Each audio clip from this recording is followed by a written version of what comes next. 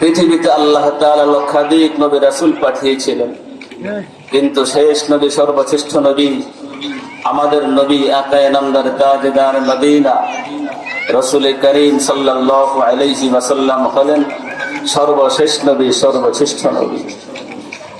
আর আল্লাহ তাআলা এই সকল নবীদেরকে দুনিয়াতে প্রেরণ করবার পর নবীদের কাছে আল্লাহ তাআলা কখনো কখনো সময়ে সময়ে প্রয়োজন অনুপাতে কিতাব দিয়েছেন, কিতাব নাযিল করেছেন।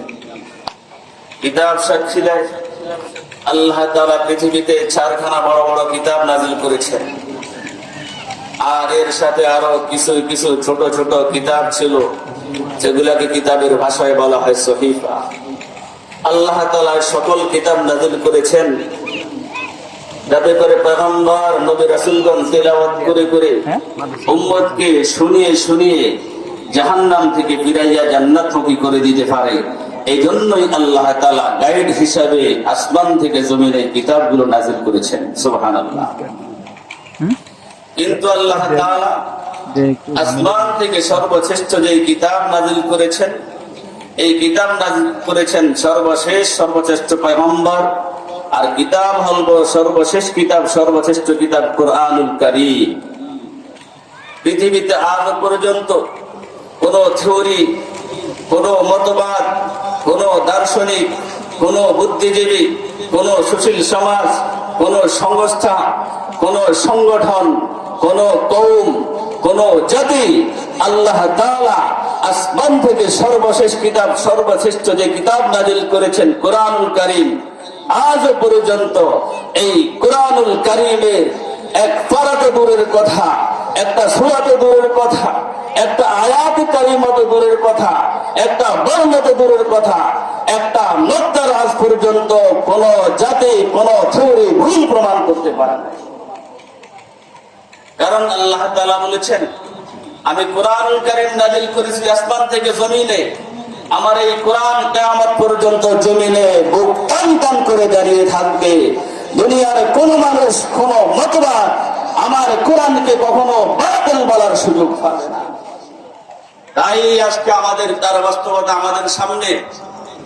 এই কোরআন যখন মক্কার জমিনে নাযিল হইতেছিল, আবু জেহেল থেকে শুরু করে, আবু লাহাব থেকে শুরু করে, উতবা থেকে শুরু করে, সাইবা থেকে শুরু করে, আবু তালেব থেকে শুরু করে মক্কার বড় বড় শিক্ষিত লোকেরা কোরআনের বিরোধিতা করেছিল। কিন্তু তারা আজকে সময়ের পরতে পরতে, সময়ের পরে পরে দুনিয়ার থেকে বিদায় হয়ে গেছে, কিন্তু আল্লাহ পাকের কোরআন কালাম আজ পর্যন্ত সারা পৃথিবীতে বুক টান টান করে দাঁড়িয়ে আছে। এই জন্য আমার পরিষ্কার ভাষায় বলতে পারবো, আজও যারা কোরআনকে বাতিল করার চেষ্টা করবে, আমরা পরিষ্কার ভাষায় বলতে পারি, তারাও সময়ের পরতে পরে এতে বাতিল হয়ে যাবে, কোরআনকে বাতিল করতে পারবে। সম্মানিত শুধু সময় অত্যন্ত কম। কোরআন এমন এক কিতাব, এই কিতাবের সাথে যদি মানুষের সম্পর্ক হয়ে যায়, আল্লাহ তাআলা এই মানুষটাকেও দামি বানায় দিবেন। সুবহানাল্লাহ। কোরআন যত দামি, কোরআনকে যে বুকে ধারণ করবে, ওই কোরআন তাকে বানায় দিবে তত দামি। সুবহানাল্লাহ বলেন।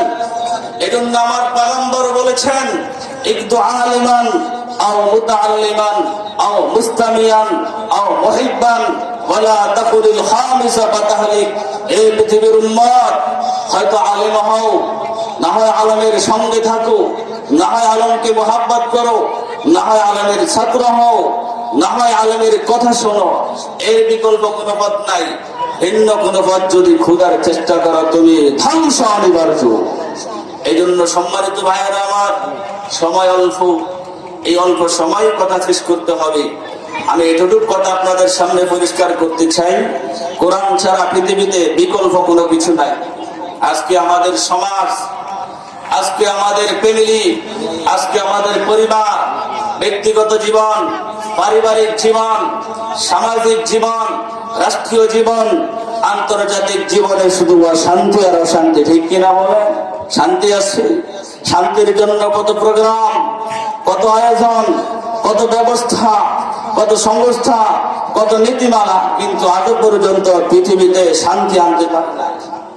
যার কারণে আমরা পরিষ্কার ভাষায় বলতে পারি, যদি পৃথিবীর মানুষ ব্যক্তিগত জীবনে, পারিবারিক জীবনে, সাংসারিক জীবনে, সামাজিক জীবনে তথা রাষ্ট্রীয় জীবন থেকে শুরু করে আন্তর্জাতিক জীবন পর্যন্ত শান্তি পাইতে চায়, তাহলে কোরআনকে বুকে ধারণ করতে হবে। এই ভাইরা আমার, আমরা এই লম্বা সময় অনেক তন্ত্র দেখেছি, অনেক মন্ত্র দেখেছি, মানব রচিত বহুত আইন দেখেছি, বহুত কানুন দেখেছি, বহুত নিজাম দেখেছি, কিন্তু কোন কানুন, কোন আইন, কোন সংস্থা, কোন মতবাদ, কোন গবেষণা, কোন থিওরি আজ পর্যন্ত আমাদেরকে শান্তির বার্তা বিন্দু পরিমাণ দিতে পারে নাই, পর্যন্ত পারবে না। লিখে রাখেন কাগজে।